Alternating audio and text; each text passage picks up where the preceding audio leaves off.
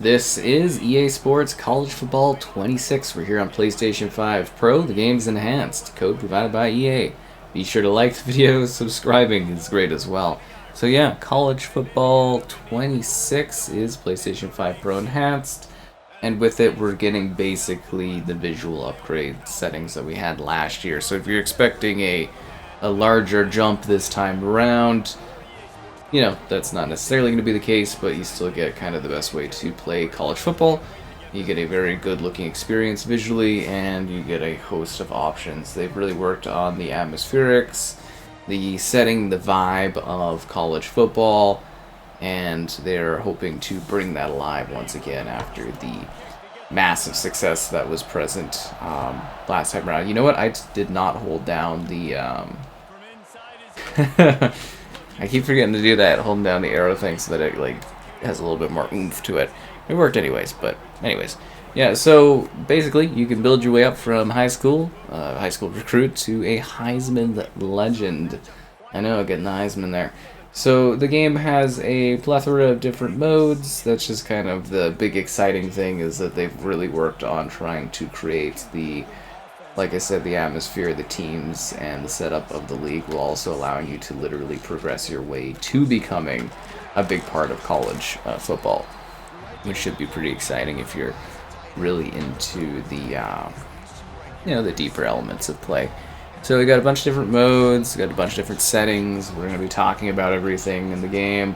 We're going to be talking about what's new, what's the same, maybe chatting about the technical elements of it, all the usual stuff. So we got 136 schools, 300 coaches, over 2,800 new plays, and thousands of college students. I believe the number is something upwards of 10,000 college students are created in this game, or at least simulated in this game. So you really do get like the full scope of college football, which is quite exciting. NCAA coming back for a second time.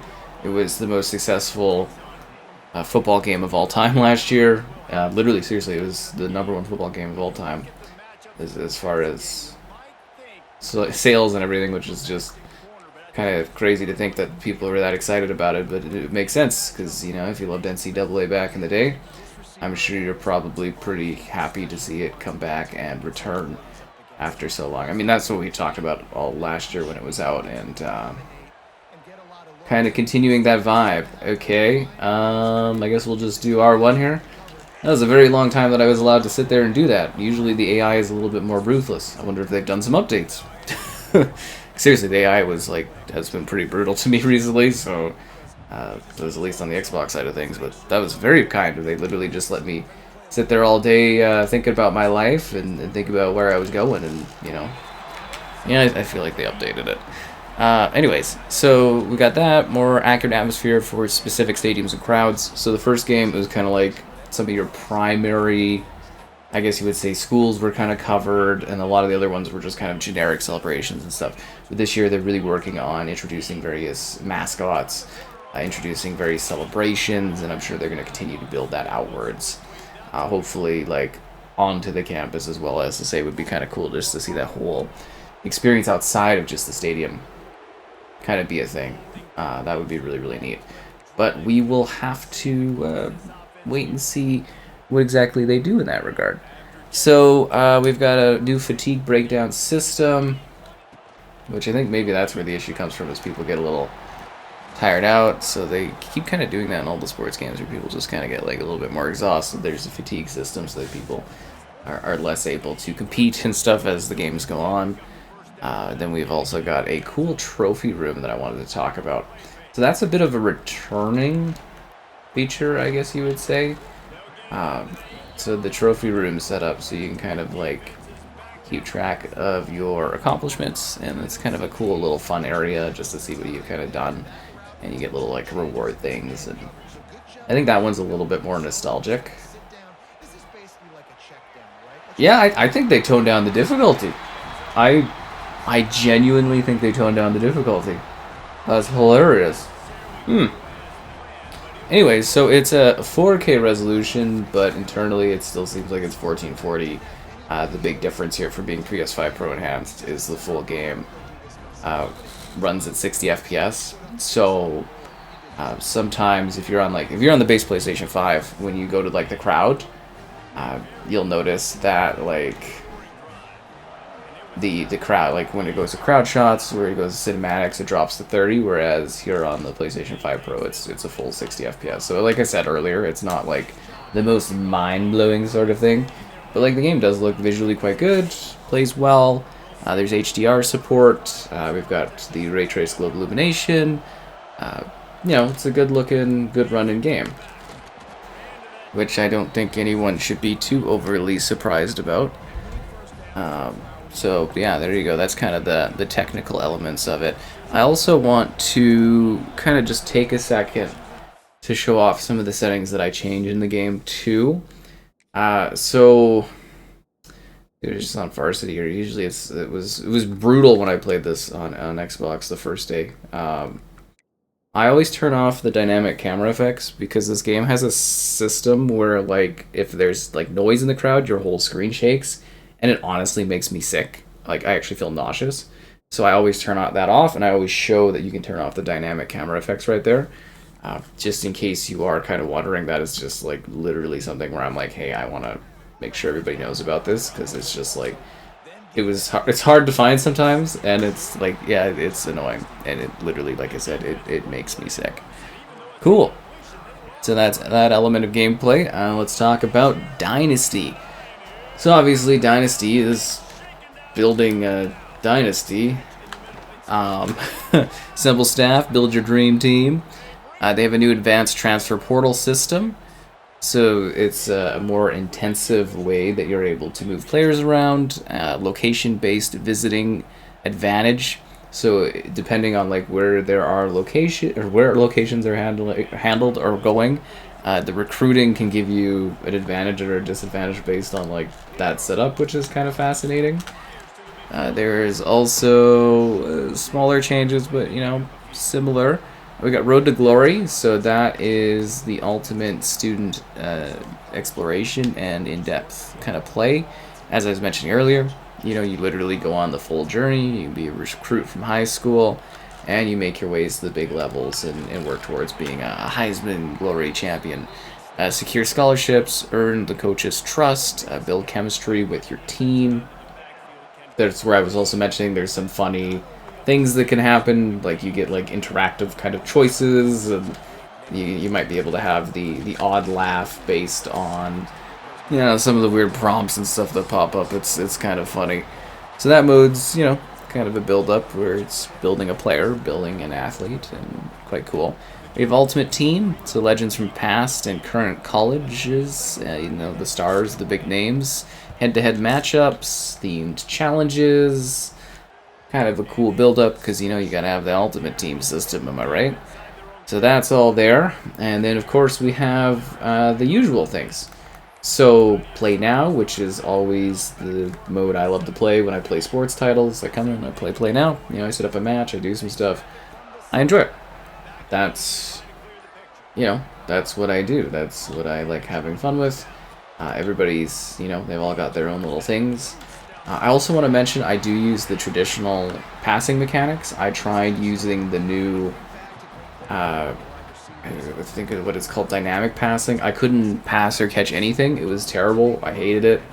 I thought it was one of the worst things I've ever seen, so I turned it off right away. And, well, not right away. I struggled through some matches with it, but it was not working for me. So I want to throw that out there, too. But yeah, so you got Exhibition. So you can just, set up matches. You can have local play for 2, online for 2. I'm hoping they maybe do some more advanced online stuff down the road, but it's all a build-up and a work in progress. We just got college football back. I'm sure they're going to have great budgets as long as the games keep doing well, so they're going to be able to keep doing great things with the series and with these games, which is what we're kind of hoping for, right? To make sure that this evolves into the best version, just like it used to be back in the day. Before we lost it, and hopefully it doesn't vanish again. And again, if you guys, well, I guess I didn't mention that in this video, if you didn't hear, EA secured the rights for college basketball, so that'll be returning in 2028. Really like to see that. It's kind of cool to see you know, the return of different sports games, genuinely exciting. And maybe that could also be a way for them to eventually bring back NBA Live and stuff, which, if you don't remember that series, it was kind of cool back in the day. It's not necessarily relevant, but just because it's another college thing, and it's like, because this did so well, we get to see other things come back, and this is way easier than I played on the Xbox, seriously, not even kidding. But yeah, so you got competitive online, you got competitive local, you got the different modes that I highlighted and mentioned. It's pretty straightforward, you know, it's building upon the foundation and the gameplay mechanics of the previous year. It does, you know, kind of look a little bit better, it does run a little bit better, I guess. Like, I mean, on the PS5 Pro, it's pretty similar, but they've just got better atmosphere. I still think the crowds look a little kind of blurry and could look a lot better. I think some of the faces are terrifying, like the eyes and stuff are genuinely uncanny valley in a scary way. But, you know, the character models look good on the field, except, again, when you see like the faces that's in the crowd or on the players, it just looks unsettling. They've done some really good work in regards to changing up the celebrations. It's kind of just like some cheerleaders here or there, but, you know, it's better than last year. It would just be some people just randomly going and doing like a push-up, so I think that was quite awesome to see. But like I said, though, like, difficulty-wise, this game was literally brutal. When I was, like, if you go and see my stream of it, when it was, like, first out, I was like, this is, you know, like, it was really, really hardcore, but now I'm playing here on the Pro, and it's actually pretty well balanced, which is kind of throwing me for a loop, and I don't know if they just updated it between the release period and now, but this is a lot better. Like, seriously, like, it was emotionally brutal, and like, now it's, like, again, if you play on normal, you expect normal, and yeah, this seems about right, if anything, almost a bit too easy, which is kind of hilarious. Like, literally, every play I would throw, like, an interception, or they just sack me before I even got the ball. So that's kind of fascinating, considering it's just been a few days, but, yeah. Anyways, I would say this is a pretty good version. I mean, this is the best way to play college football. 26 is on the PlayStation 5 Pro. If you were expecting larger gains, you know, not much we can do about it, but hopefully they do introduce some other things down the road and kind of take advantage of the console more, or maybe they, you know, might not, because, you know, it's mid-gen refresh. I don't know. Last gen we got some stuff that was a little bit more bumped up, but they might be waiting for more of the stopgap with the PlayStation 6 down the road, or maybe they just got too many consoles they got to work on. Oh no! Oh no! Yeah, okay, I did that wrong. Anyways, that's on me. That's on me. I should have realized that. Anyways. So good selection of modes, a good way to play the game. It looks good, it runs well, it's nice. It is similar to last year's, which you might, you know, kind of be like, oh, it's not like a major advancement, which is fair, but I think they are working towards getting all the teams set up, getting the environments set up. Like, for instance, too, it's kind of funny, because, like, when you play Madden, you know, like, in the backdrops, you can actually see, like, city stuff in that, and then, like, this game, they don't have that, it's just, like, skies. The snow needs some work, the rain mechanics are actually pretty good, so, decent package. I think if you played this last year, you'll be happy again. You know, if you're kind of waiting a little bit for more advancements, that's fair, but it's pretty enjoyable, and I'm having a great time. Here's some non-commentary gameplay.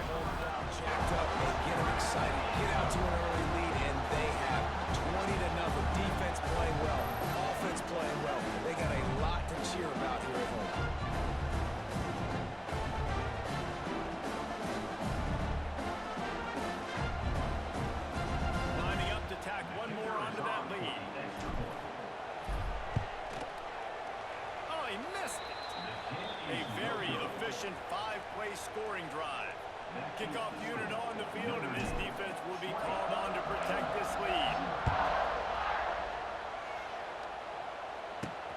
On the run from inside his own 5. And the return man is stopped, and now will leave it up to the offense on the next drive. They'll try to put a drive together, starting from their own 12. Motion from the wideout. Anderson will throw. Takes a hit as he fires. And it's caught. They corral him out of bounds.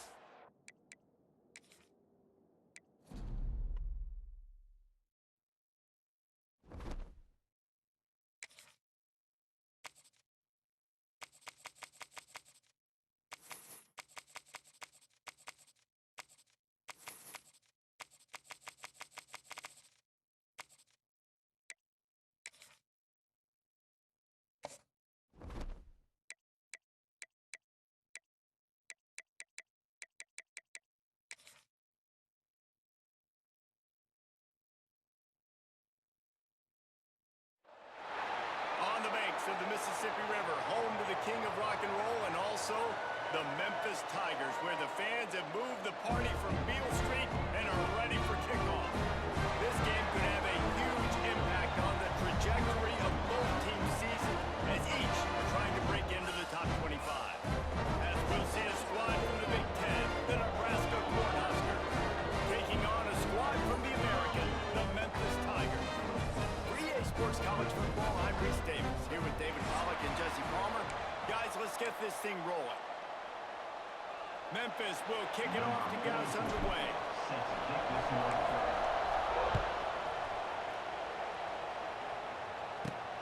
Looking for an alley from inside his own 10. Nice job executing all of the assignments as they put a stop to that return at the 22.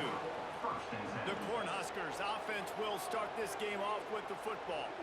Every team has impact players. What traits are you looking for when it comes to players who can make an impact, David? Well, obviously, you want the main things, right? Speed, physicality, like all power, all those things are really, really good. But you also need guys that will hold people accountable, guys that will lead. And it's nice to have those guys on your team.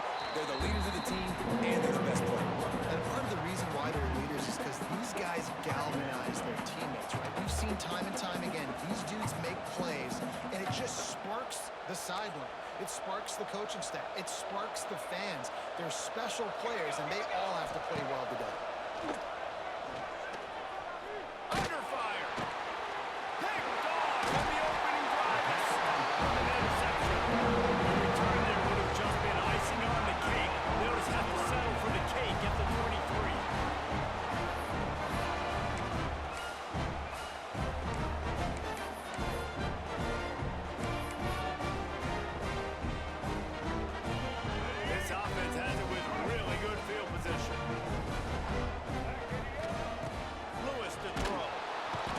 Is on the way, and the pressure has arrived, and down he goes at the 30. And the Tigers now with a long way to go to pick up the first down. Looking to fire. Throws to the wideout. Got his man downfield. This quarterback right now is in a groove, and he's doing a nice job in pre-snap. He's reading the coverage, and he's getting an idea of where he wants to go with the football. That's why the ball's coming out of his hands so quickly. That's why he seems like he's in a great rhythm right now.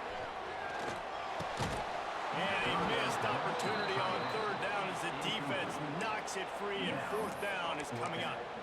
Got to give the defense credit on that play, taking everything away, forcing the incompletion. Now it's decision time. Fourth and short, and you're in field goal range. What do you do here? They'll run play action. Going for 6. And it's knocked away, and they don't convert on fourth down. Man, that is just a great job on defense there on fourth down, making a play on the ball in the air. Everybody had their eyes on the quarterback, but having great timing, swatting the ball away, and doing it cleanly. No PI. And as a result, that defense has earned a rest. They're coming off the field. They'll start this drive going to the air. All kinds of room to throw that one in there. And they'll do more than move the chains. They'll move that thing more than 30 yards down the field before it's finally stopped. That's what's so scary about this offense. They've got guys in the perimeter that can change the game in one single play, and you saw it right there. Too much speed on the perimeter to create that explosive play. Keeps it on the bootleg, looking to throw. Fires it incomplete. Sometimes it takes quarterbacks a few plays to really get into the rhythm of the game and not force things. I think the quarterback that time was really trying to force the ball to his wide receiver, but against man coverage, there were other guys on that play that were open that could have had a chance. So this quarterback just needs to settle down a little bit He won't be throwing as many incompletions. He just lets the coverage